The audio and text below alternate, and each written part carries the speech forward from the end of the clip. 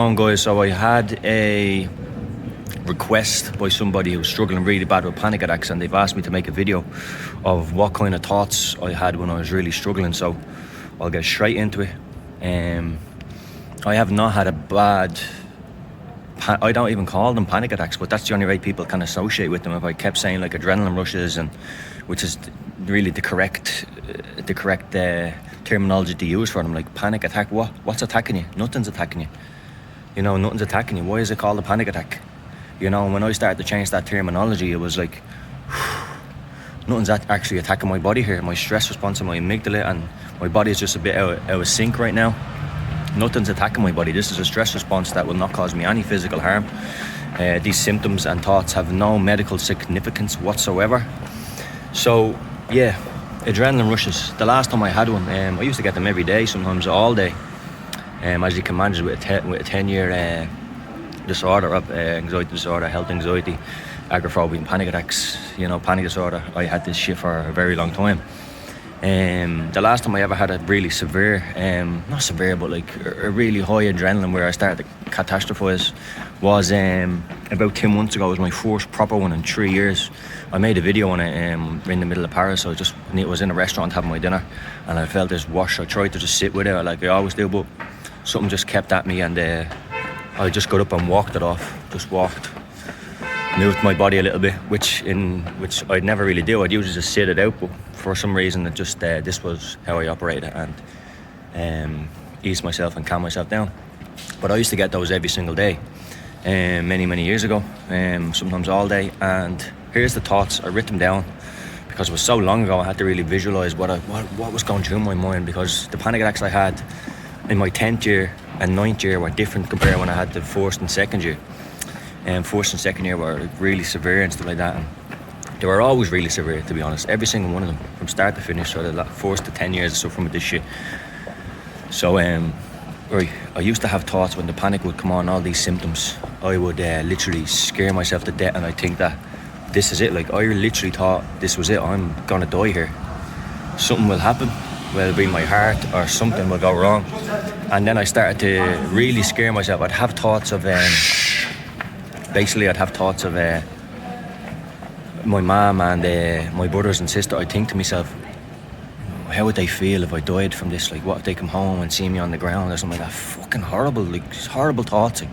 And you almost believe it because the sensations are so high and you can't calm down, and that's what prolongs these adrenaline rushes. These adrenaline rushes, what prolongs them from lasting from 10 minutes to an hour to all day long, is your thoughts and how we're reacting to them. So here I was having these thoughts of what if my mum, how would they feel if I died? Like, what if my brothers and sisters? And I'd feel their emotion, and it'd make me worse. And then I'd have thoughts of, is this a heart attack, stroke, seizure? Am I going to go nuts and lose my mind?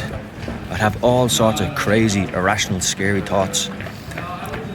And that's all they were in the end: crazy, irrational and scary. Irrational. So they're the type of thoughts that I'd have. I had many thoughts, but they were the ones that really stuck out to me.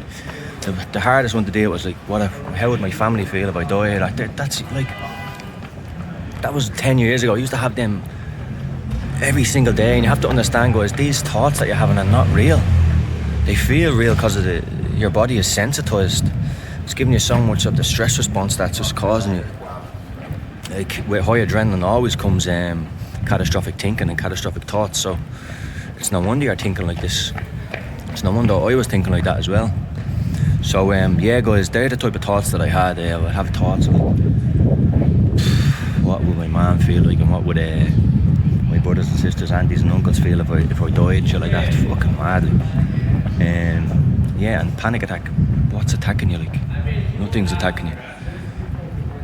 This is an adrenaline rush on a sensitized nervous system and a tired mind. No wonder you're feeling like this. It's a total, it's so normal in the circumstances. Panic attacks can never harm anybody, no matter how extreme it is. The adrenaline will always go up and it will go low again. And if you're having multiple panic attacks, you feel like you're in a panic attack all day, but it's more rising and going down, rising and going down, rising and going down, rising and going down. That's what the panic attack is. You'll never be able to stay in a full rush of panic. It's more what happens, your body stays on edge, your body stays hyper vigilant. That's what's happening when you feel like you're in a panic all day, every day. You're hyper vigilant. Because the adrenal rush that you go through and the adrenal system, it spikes and then it goes low, it spikes then it goes low. So yeah, they're the type of thoughts that I had during my panic attack days. Fucking horrible, let me tell you. It's no wonder people retreat from life because of this shit.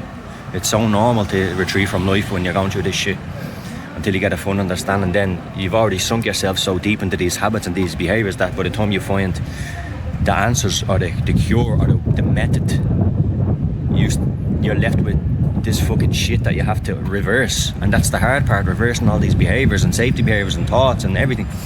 And that's the challenging part. You get into these situations, you get into this disorder, then becomes this disorder because of the panic attacks and the constant anxiety, and it's awful, you know. But there's a way out for many people. Anxiety attacks, panic disorder, agoraphobia, whatever you want to call it. These are totally, you can totally overcome them, 100%. These disorders are, you're not stuck with this forever. So yeah, guys, that's it. That's panic attacks.